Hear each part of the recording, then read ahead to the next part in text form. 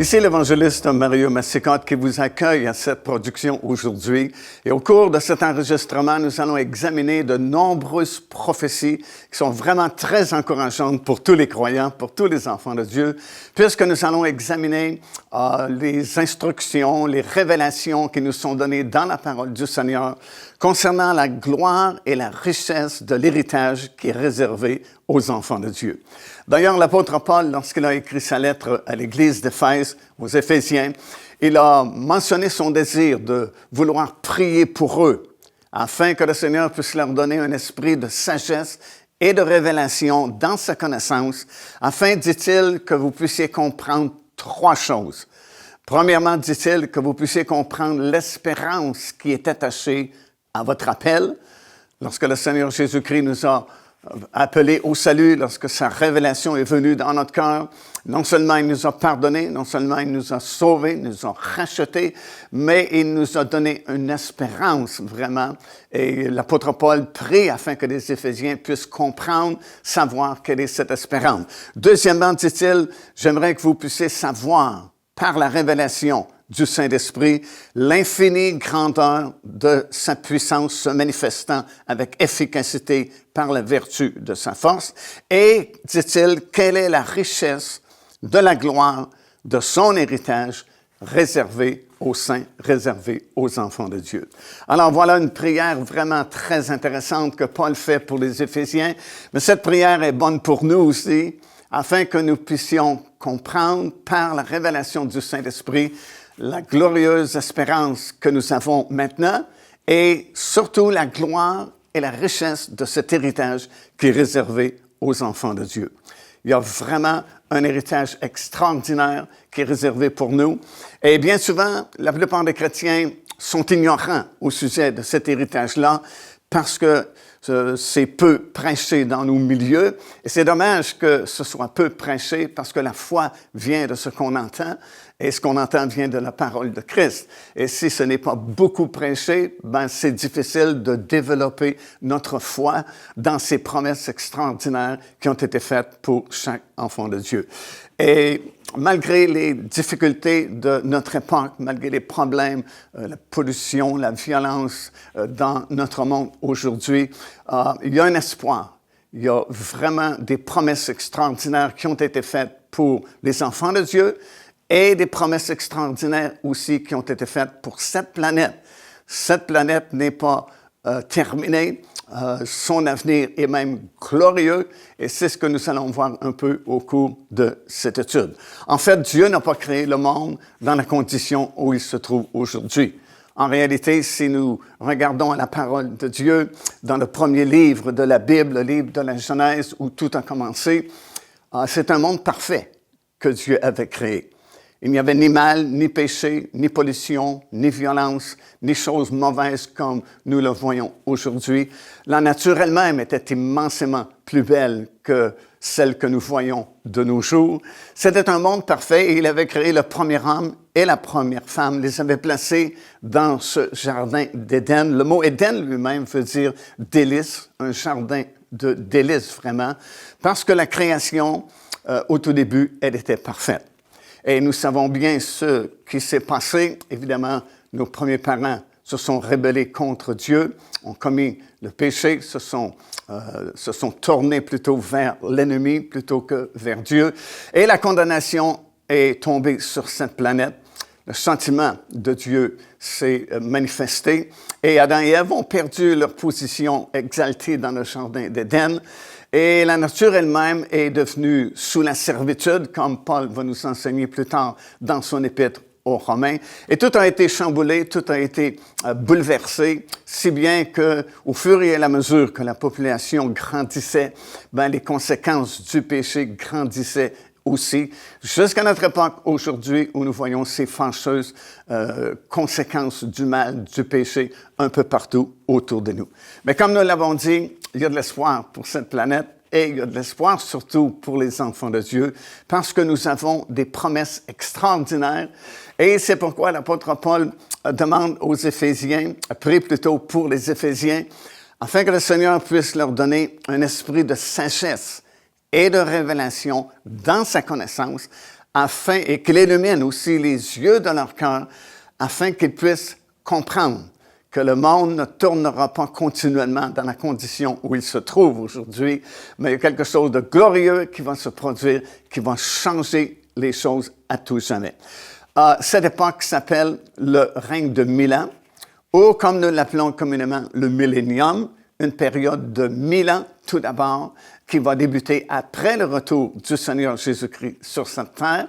Et cette période, elle est transitoire parce que ça va nous conduire vers la perfection totale après cette période de 1000 ans, alors que la nouvelle Jérusalem, la ville sainte, va descendre du ciel pour s'établir sur la planète qui sera changée et restaurée pour toujours. Cette période va débuter, comme je l'ai mentionné, peu de temps après le retour du Seigneur Jésus-Christ sur cette terre. À cette époque-là, après le retour du Seigneur, tous les rachetés de l'Éternel de toutes les générations auront été ressuscités. Le mariage de l'agneau et le festin des noces de l'agneau auront eu lieu également. Et ce sera la grande cérémonie d'ouverture du règne de 1000 ans ou du millénium qui coïncidera avec l'accomplissement de la 7e et dernière fête du calendrier de Dieu, la fête des tabernacles. Vous savez, à l'époque biblique, c'était une fête vraiment très spéciale, très illuminée. Les sacrificateurs qui étaient divisés en 3 groupes venaient de différentes directions, surtout ceux qui venaient de la vallée du Cédron avec des branches de palmier.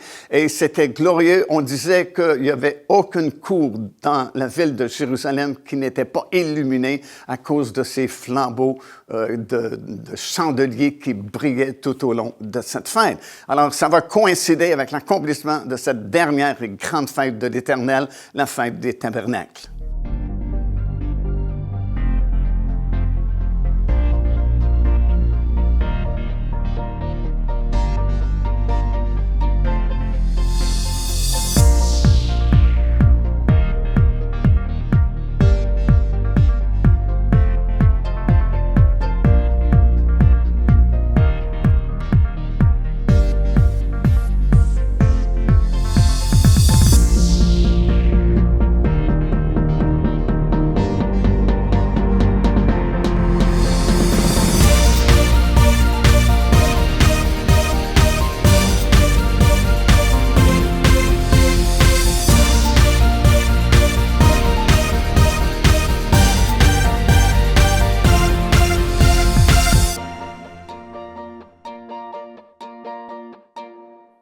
Tel que c'est décrit dans le livre de l'Apocalypse, dans le 19e chapitre, à compter du verset 11 jusqu'au verset 21.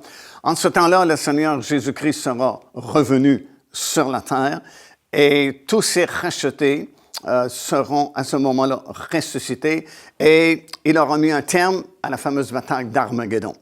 Nous savons, comme nous l'avons enseigné précédemment dans d'autres émissions, que le retour du Seigneur se fera vraiment en 2 phases. Tout d'abord, il viendra dans les airs et c'est nous qui serons prêts, qui monterons à sa rencontre dans les airs, à la rencontre du Seigneur, comme c'est écrit dans Thessaloniciens. Et alors débutera les jugements de Dieu qui s'abattront sur cette planète pendant une longue période d'à peu près 7 années. Et à la fin de ces 7 années de tribulation, le Seigneur Jésus-Christ reviendra cette fois-là sur la terre. Ses pieds se poseront sur le sommet de la montagne des Oliviers, comme le prophète Zacharie nous l'enseigne. Et il reviendra avec tous ces rachetés de toutes les générations. Et c'est à ce moment-là que débutera, bien sûr, quelques temps après, quelques journées après, la grande cérémonie d'ouverture de ce règne de 1000 ans, ce millénium. À ce moment-là, la première résurrection sera complétée. Il y a beaucoup de confusion concernant les résurrections. C'est quelquefois plus difficile à comprendre parce que la plupart d'entre nous venons d'un arrière-plan religieux qui nous avait enseigné des choses qui n'étaient pas tout à fait selon ce qui est écrit dans la parole du Seigneur. Et à cause de cela, c'est difficile de comprendre vraiment la question des résurrections. Parce qu'en fait, il y a 2 résurrections selon la parole du Seigneur. La résurrection des justes et la résurrection des injustes. Par contre, la résurrection des justes, elle ne se fait pas instantanément, c'est-à-dire que tous les justes ne ressusciteront pas tous en même temps, puisque l'apôtre Paul affirme dans son épître aux Corinthiens, c'est dans le 15e chapitre, dit-il, oui, nous allons tous ressusciter, mais chacun en son rang. Donc, il y a différents rangs qui composent la première résurrection.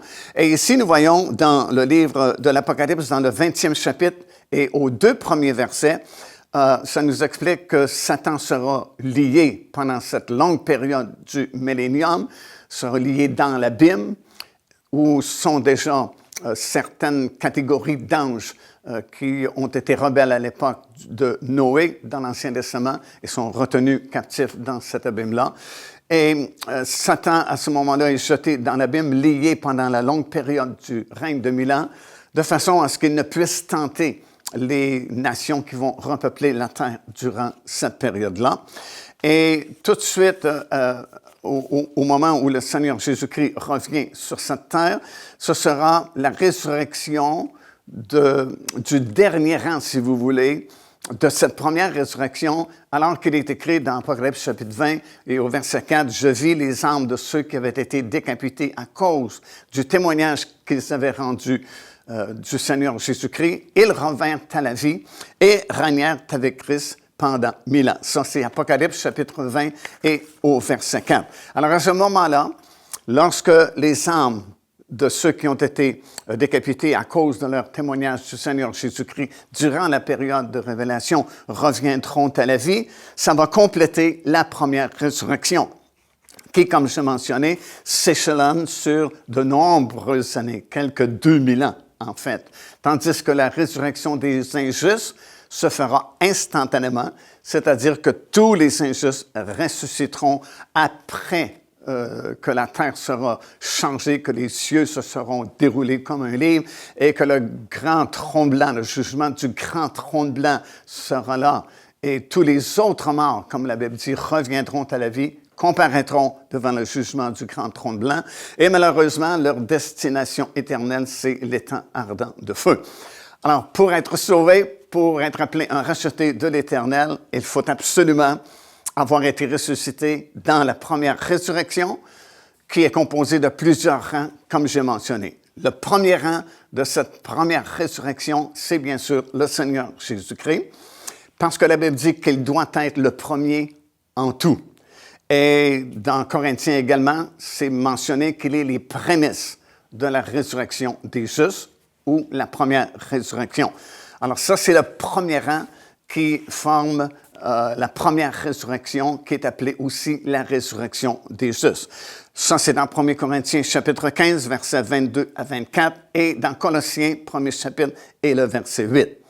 Le deuxième rang de cette première résurrection, ce sont les plusieurs saints de l'Ancien Testament, ou l'Ancienne Alliance, qui ont déjà été ressuscités, comme nous le lisons dans Matthieu chapitre 27, des versets 51 jusqu'à 53, tout de suite après la résurrection de Christ. Alors, Christ, c'est les prémices de la première résurrection, celui qui a été ressuscité le premier. Et tout de suite après sa résurrection, nous lisons dans ce passage-là des Écritures que plusieurs saints de l'Ancienne Alliance furent ressuscités également. Et le mot est important. Quand nous lisons plusieurs, c'est important parce que ce ne sont pas tous les justes de l'Ancien Testament qui ont été ressuscités, mais uniquement plusieurs. Pourquoi? Bien, comme on a déjà enseigné, c'est le fameux principe des prémices de la moisson ou les prémices des résurrections. Le principe des prémices avait été établi par le Seigneur lui-même dans Lévitique chapitre 23 et le verset 10, instruisant Israël qui quittait l'Égypte à ce moment-là pour s'établir dans le pays de Canaan. Il a dit, c'est un pays où vous allez faire l'agriculture.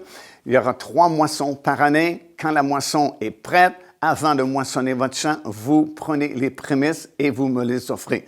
Alors, il y a toujours les prémices en premier, le reste du champ après. Le troisième rang est à venir, c'est nous, deuxième moisson, le blé, l'Église du Seigneur Jésus-Christ. Lorsque cette trompette sonnera, ce ne sont pas tous les chrétiens qui monteront, mais ceux qui se sont préparés, ceux qui font partie des prémices, monteront dans les airs à la rencontre du Seigneur et nous formerons le troisième rang de la première résurrection qui s'appelle aussi la résurrection des justes. Ici l'évangéliste Mario Massicotte qui vous invite à vous inscrire à notre lettre de nouvelles électronique.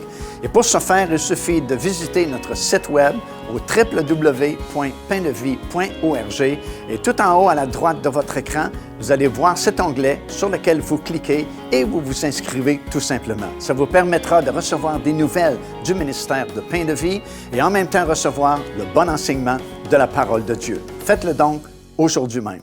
Le quatrième rang de cette première résurrection, c'est la grande foule mentionnée dans le livre de l'Apocalypse, dans le 7e chapitre, des versets 9 jusqu'au verset 17, alors que Jean voit cette grande foule innombrable, vêtue d'une robe blanche, qui sont devant le trône de Dieu, ils sont déjà ressuscités.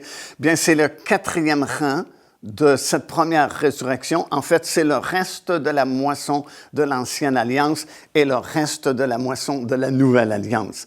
Comme je mentionnais précédemment, il faut respecter le principe des prémices de la moisson ou les prémices de la résurrection. Lorsque la moisson est prête, avant de moissonner son champ, on devait prélever les prémices, les présenter au souverain sacrificateur au temple, afin qu'il puisse agiter cette gerbe de prémices de la moisson, afin qu'elle soit agréée par Dieu.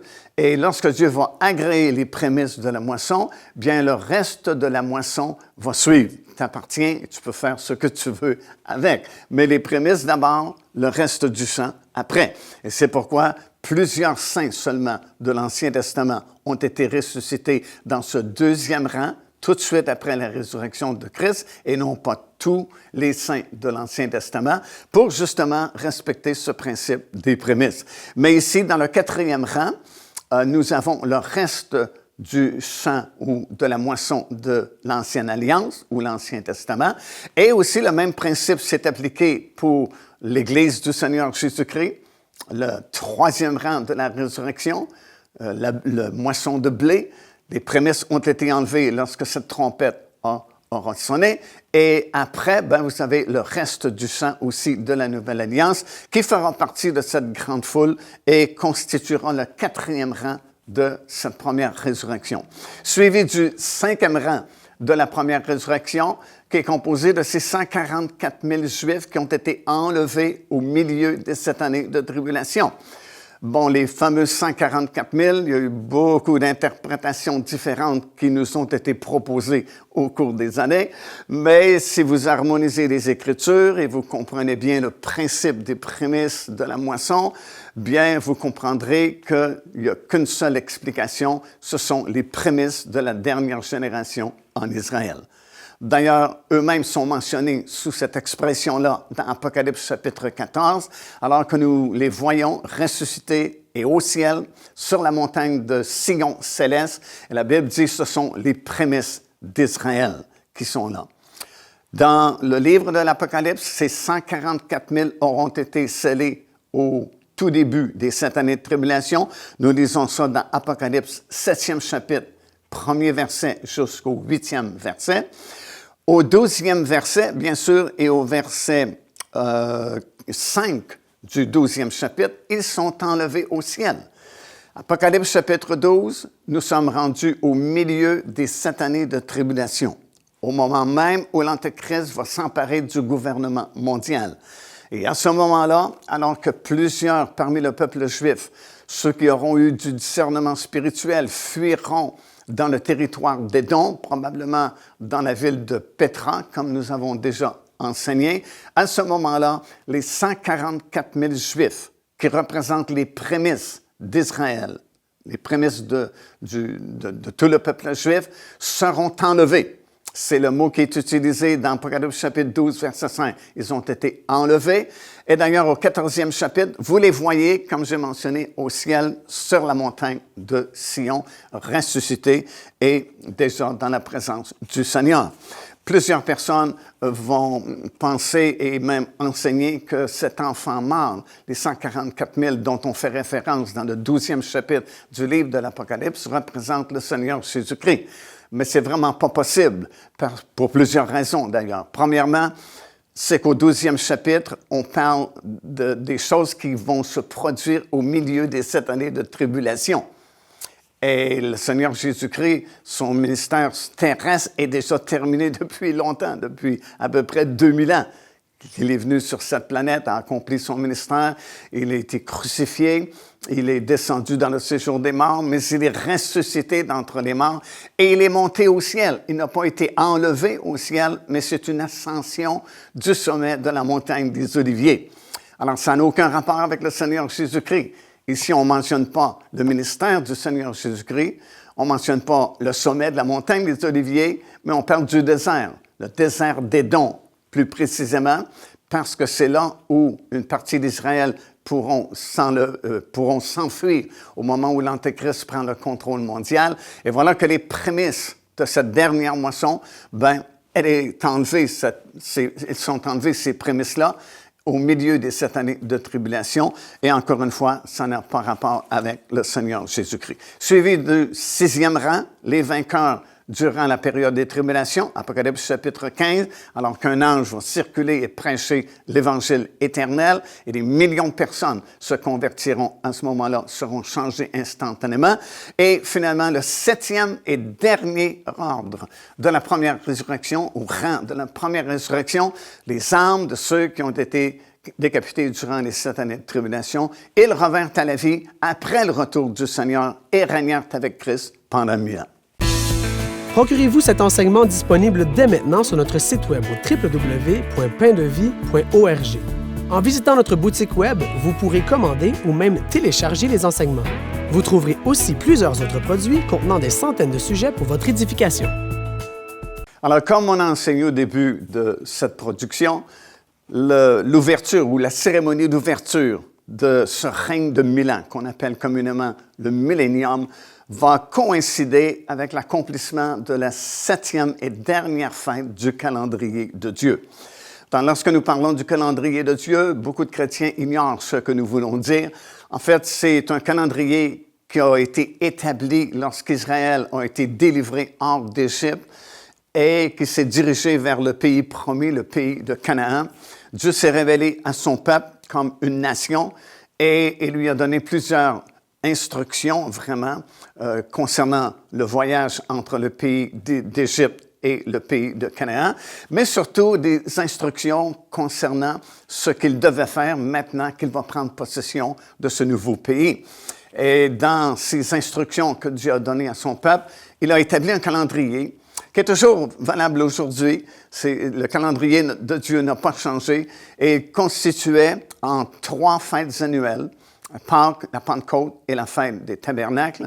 Et ces 3 grandes fêtes-là coïncidaient avec les 3 grandes moissons qui allaient exister dans le pays promis, pays d'Israël. Tout d'abord l'orge, première moisson, deuxième moisson, le blé, et finalement les autres fruits à l'automne. Alors Dieu a établi son calendrier, vous avez ça dans le livre du Lévitique. Et dans Lévitique, justement, chapitre 23, comme j'ai déjà mentionné, et au 10e chapitre, il va établir le fameux principe des prémices, qui était valable pour les moissons, pour l'agriculture, mais qui avait rapport également avec la résurrection des justes, comme j'ai mentionné précédemment. Ces 3 grandes fêtes annuelles, sont comme ceci. Tout d'abord, la fête de la Pâque, au tout début, qui consiste dans la fête de la Pâque elle-même, la fête des pains sans levain et la fête des prémices. Alors, ces 3 grandes fêtes-là s'appellent communément la fête de la Pâque ou la fête des pains sans levain dans certains versets de la parole du Seigneur. Mais c'est la première fête qui coïncide avec la première moisson de l'année, qui s'appelle l'orge. Et puis, ces fêtes-là sont célébrées continuellement le 14 du mois de Nissan, qui correspond à notre printemps à nous, suivi de la fête des pains sans levain et la fête des prémices qui était célébrée toujours le lendemain du sabbat hebdomadaire. Alors ça ne changeait jamais et ça ne change pas non plus à présentement, au moment où nous vivons. Encore en Israël, on célèbre la même fête de la Pâque et on célèbre la fête des pains sans levain et la fête des prémices le lendemain du sabbat hebdomadaire. Puis on comptait 49 jours et la 50e journée, c'était la fête de la Pentecôte. On appelle ça compter le Homer. Et c'est très sérieux. Et aujourd'hui, parce qu'on est tellement proche de la construction d'un troisième temple, ces trois fêtes-là sont réactivées. Et même sur le site Internet de l'Institut du Temple de Jérusalem, vous pouvez compter avec eux le Homer, parce qu'à chaque journée, après la fête des prémices, on compte journée 1, journée 2, journée 3, jusqu'à la 49e journée. Et le lendemain, c'est la fête de la Pentecôte. D'ailleurs, le mot Pentecôte en grec signifie 50, parce que c'est exactement 50 jours après la fête des prémices. Et puis, lorsqu'on célèbre la fête de la Pentecôte, c'est le même principe qui s'applique également. On prenait les prémices de la moisson de blé. Ces prémices étaient apportées au temple, étaient offertes, présentées à l'Éternel, et après, on pouvait moissonner le champ de blé. Et puis la troisième fête, elle est, bien sûr, elle s'appelle la fête des tabernacles, mais elle est formée de 3 fêtes également, tout comme la fête de la Pâque est formée de 3 fêtes. La fête des tabernacles s'appelle la fête des tabernacles, mais il y a 3 célébrations. Bien sûr, c'est la fête des expiations, tout d'abord, suivie de la fête des trompettes, pardon, tout d'abord, suivie de la fête des expiations, et finalement, la fête elle-même des tabernacles qui est célébrée. Alors, ces 3 grandes fêtes-là forment ce que nous appelons le calendrier de Dieu.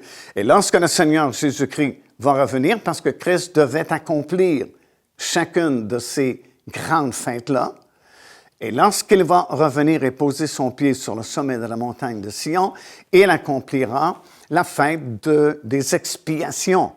Et c'est pourquoi nous disons dans le livre du prophète Zacharie qu'un esprit de conviction va tomber sur tout ce qui restera d'Israël à ce moment-là, et ils se convertiront, reconnaîtront Jésus-Christ comme leur Messie, comme leur roi. Et tout de suite après, c'est la grande cérémonie d'ouverture du règne de 1000 ans pour célébrer la fête des tabernacles, qui sera célébrée, bien sûr, avec tous les rachetés de l'Éternel qui auront été ressuscités à ce moment-là. Alors, l'ouverture du règne de 1000 ans, vous pouvez lire dans Jean chapitre 7 et le verset 37 et 39 une image et un symbole de ces réjouissances, alors que Jésus va s'écrier « Si quelqu'un a soif, qu'il vienne à moi », parce que c'était la grande fête, la plus grande fête qui était célébrée avec beaucoup de lumière et beaucoup d'intensité, beaucoup de joie. D'ailleurs, la Bible dit à ce moment-là, vous pouvez vous livrer entièrement à la joie parce que toutes les moissons sont accomplies, tout est fait, alors on peut relaxer, on peut se reposer. C'est le repos même pour la planète.